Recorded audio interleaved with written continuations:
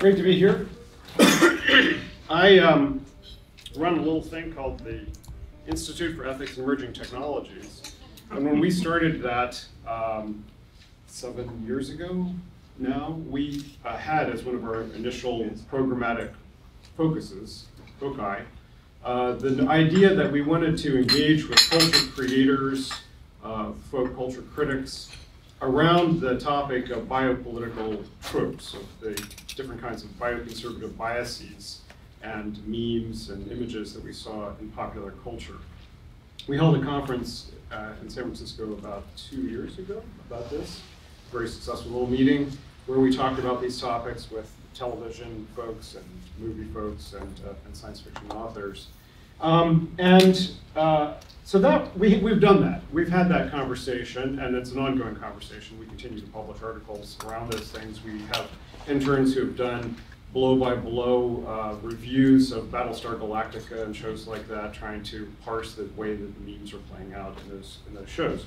What I want to talk about today, however, is how I think a number of myths have shaped the transhumanist imagination in ways that are sometimes not helpful, ways that sometimes introduce cognitive biases into the ways that we approach various kinds of questions.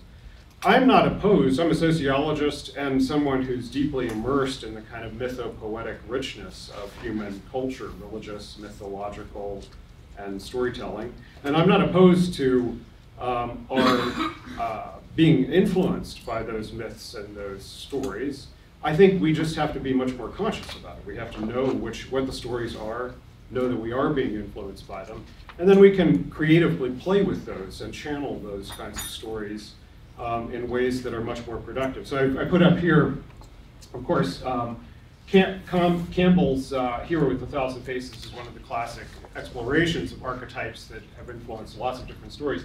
But this is a little image riffing on the Ben Gesserit from Dune. And the Ben Gesserit, you may remember, were a thousands of years old group of women who had planted myths and consciously used myths in different societies in order to manipulate societies. Now, I'm not suggesting that we'd be quite as manipulative as the Ben Gesserit, but that is one of the places where that's been suggested. Okay, so what's the first mythology that I think's had a deep influence on the way that we think about things? And it's, of course, the Millennial Mythos, the mythos that goes back to, it goes back before the Book of Revelations. It goes back to in many different societies that are Millennial Mythos.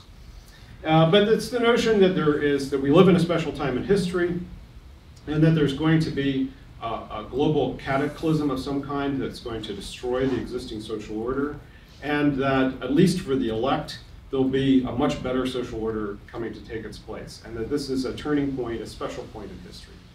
And I think that this mythos has introduced a number of cognitive biases. So these are examples. This is from art about the Book of Revelations, but this is H.G. Wells' Things to Come, which was a very influential kind of utopian story in the 1920s and 30s. I don't know how influential, but it was a popular movie. And H.G. Wells perfectly exemplifies this. There's a world war. He foresaw nuclear weapons. He foresaw the kind of devastation that could come from a global technological war.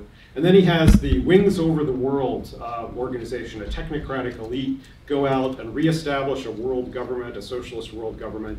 And fortunately, he's not unabashedly utopian, because at the end of the story, there's internal conflict within that world. But they do establish a pretty shiny world before there's that conflict comes. So he's kind of an exemplification of a secular version of this millennialist mythos. Of course, our dealing with questions around the catastrophic risks of artificial intelligence and robotics exemplify this very deeply. This notion that there's going to be a coming cataclysm, there's either going to be an evil God to jump out of the box or a good God to jump out of the box, and we're all going to get either whacked or manna is going to rain from heaven. This very much exemplifies this idea. And these are the four kind of cognitive biases that I've said have come out of millennialism. And I think Ray Kurzweil is representative of two of them.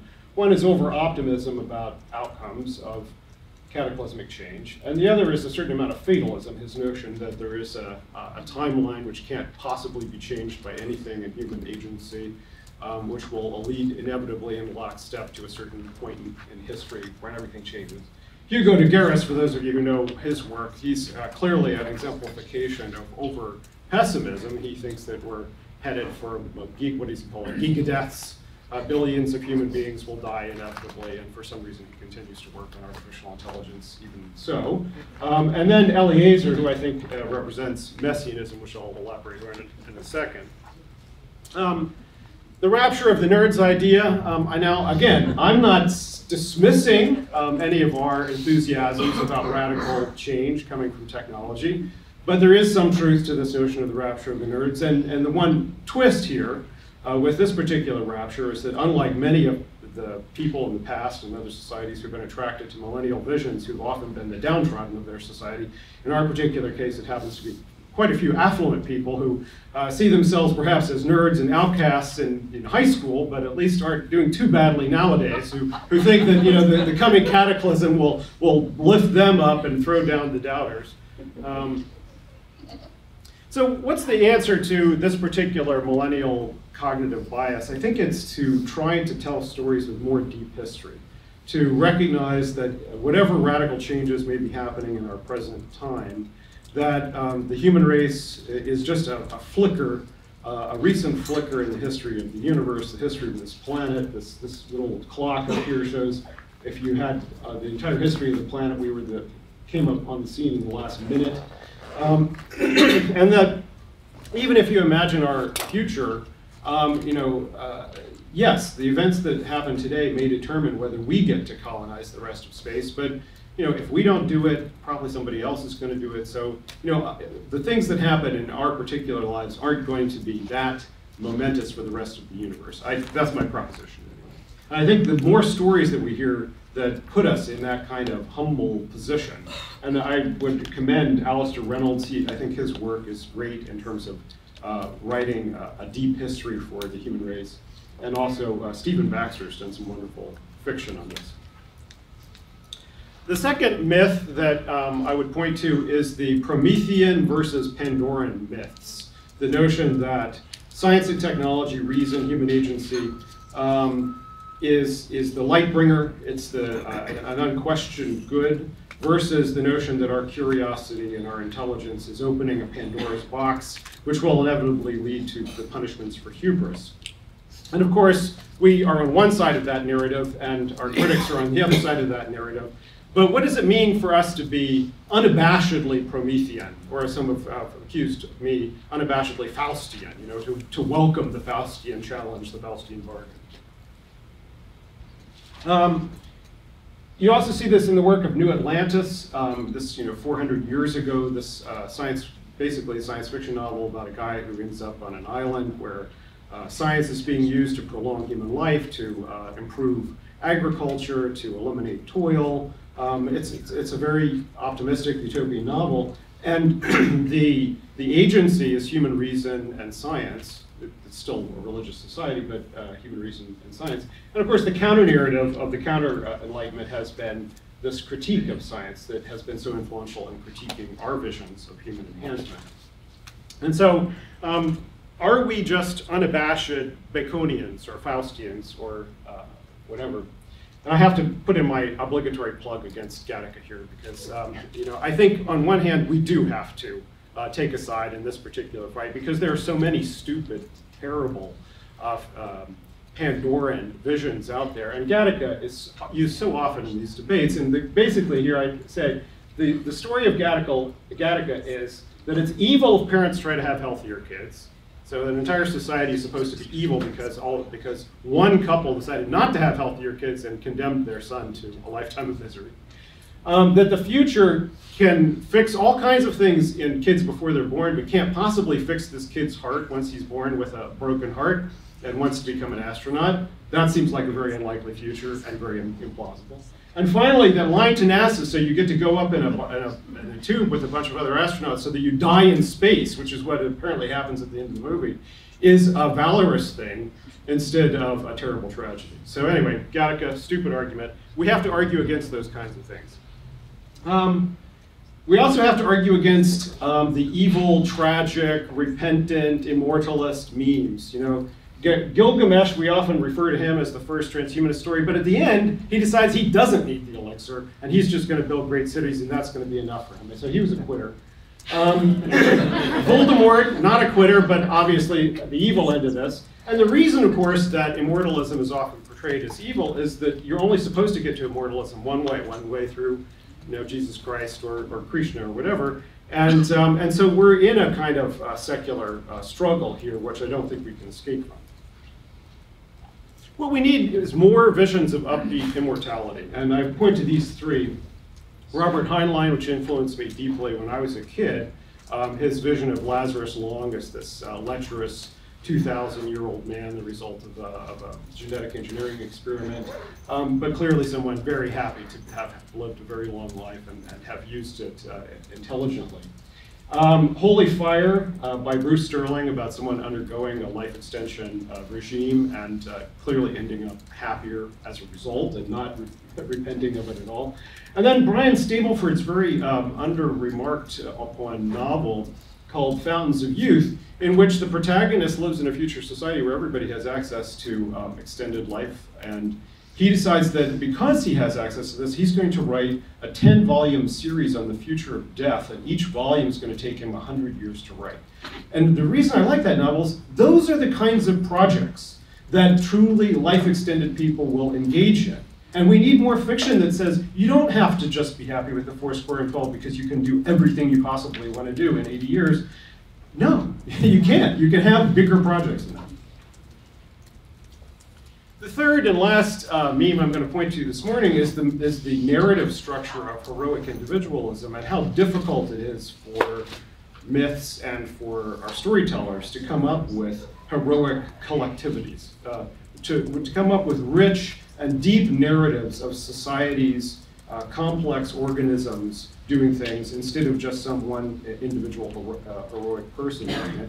And of course this has a quasi-political dimension because the most extreme version of that heroic individualism can be seen in the very influential novel Atlas Shrugged, where there's like 10 people who actually create all the wealth in the entire world, and if they decide to go on strike, then we're all screwed, all of us moochers out here. It's not even 47% versus 53%. It's the 0.0001%.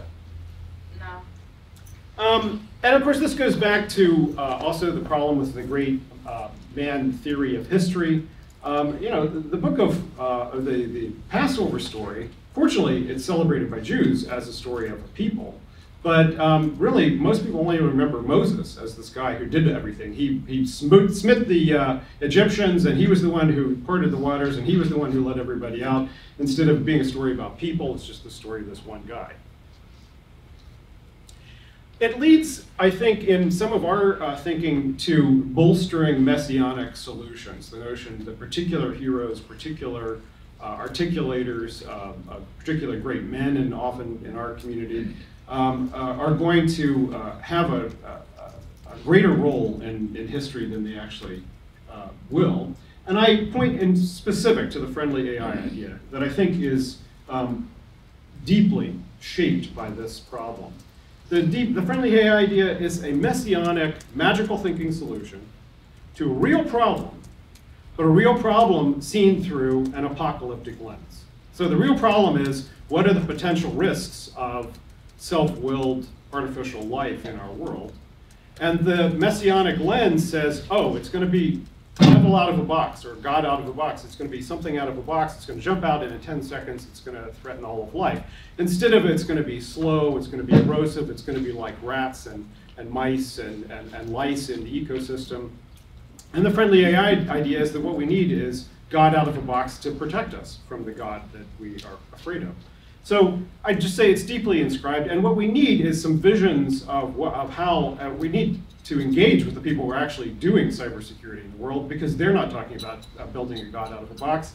They're talking about collective, political, military, economic, nonprofit solutions to build a more resilient cyber infrastructure to actually deal with the problems that might be created by AI. I point also to Edward Bellamy's incredibly influential Looking Backward. Now, it's really awful as fiction. And as politics, it's not that much better. But as a utopian vision, it was incredibly influential at the time. And it inspired hundreds, well, 160, I say here, 160 nationalist clubs. It was nationalists because they wanted to nationalize industry around the US between 1888 and 1892. So this was before the founding of the US Socialist Party, before a lot of socialist ideas were in mainstream currency. This really got the ball rolling in terms of thinking about radical social change. And so these kinds of visions can have a tremendous impact.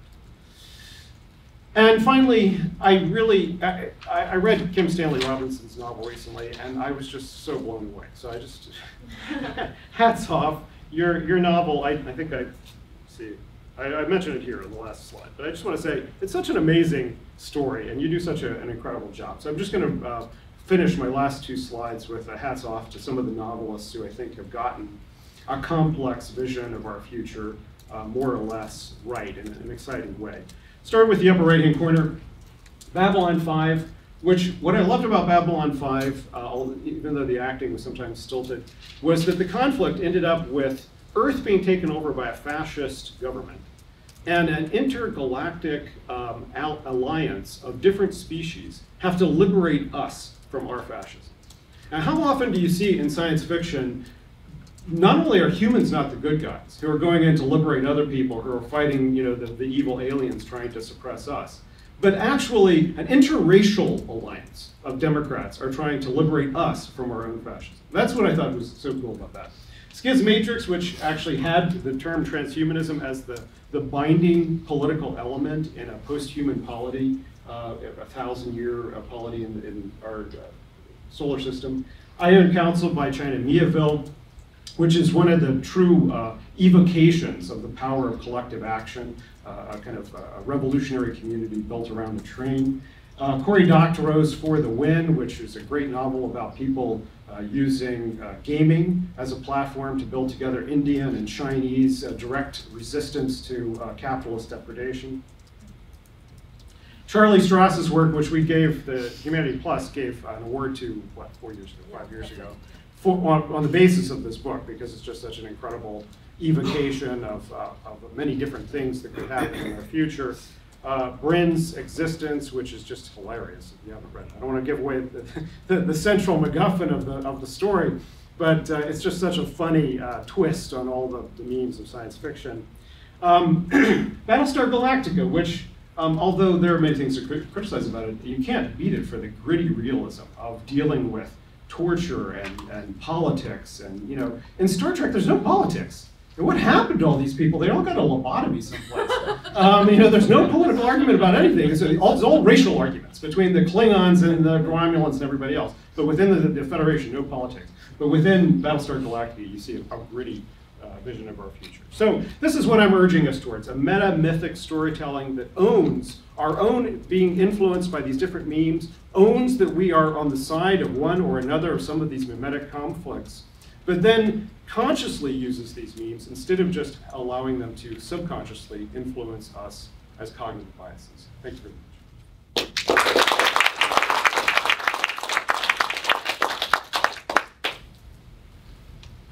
I think you have 5 minutes for questions. Great. Well, just a very quick one. Another book which may be underappreciated and is very long out of print is Mark Stiegler's David Sling, which is all about using collective intelligence to repel, I think, a third wave of an alien invasion, basically using idea futures markets where people, including an autistic child who's very good at sensing sounds being played by the crew who are actually in the middle of the action. And the whole world is basically, betting on the best strategy. And the team on the spot are using the whole collective intelligence of the planet to repel these much more powerful invaders. Cool. David Sling. Sure about that? We'll look at that. Yes? Question for the writers in the audience. So a lot of great myths here, science fiction myths that you've taken us through in no time at all. For someone who wants to do this, who wants to write these myths, the typical way this is done through history is you sit around the fire and you listen to them, or you read the Bhagavad Gita, or that kind of thing. But someone who wants to be a writer and create a myth, how do you think one goes about that? I mean, apart from just the standard, well, sit down and do NaNoWriMo.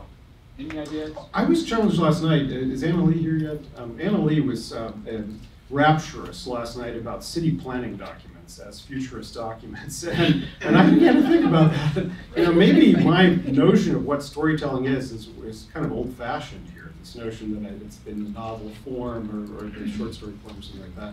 And maybe we need to create a much more multimedia, complex notion of how one tells stories about the future. So I think many of us would have more access to it, because I know that my narrative, my character development skills are crap, but I might be able to come up with an interesting city plan or something like that. Sorry, quick correction. Keith, you're right. It's the wrong book. It's Earthweb is what I'm thinking of by Mark Stiegler. Okay. Earthweb, thank you. Cool. You're welcome. What's her name? Earthweb. Yes, PJ. Do you think that the issue between collective hero, if you will, versus the individual hero might more be a function of storytelling itself than, I mean, clearly there are collective stories that work, but do you think it might be just more a function of storytelling and the established tropes of storytelling? I do. I think it has, I think insofar as it is a cognitive constraint of just the way that we think about things, then perhaps seeing it in the religious context is reflective of that, as opposed to us being influenced by religion. But I do think that, as I began to think about the Passover story, that clearly for the Jewish people, focusing on Jewish empowerment, or the Hebrew empowerment, had been an important part of the meaning of that story. But that for most religious stories, it's about avatars, it's about gods, it's about particular heroic individuals, and not about collectivities. So I think it's had a deep, profound influence, whether it comes from that original cognitive bias. I would argue it does. Yeah. Thanks.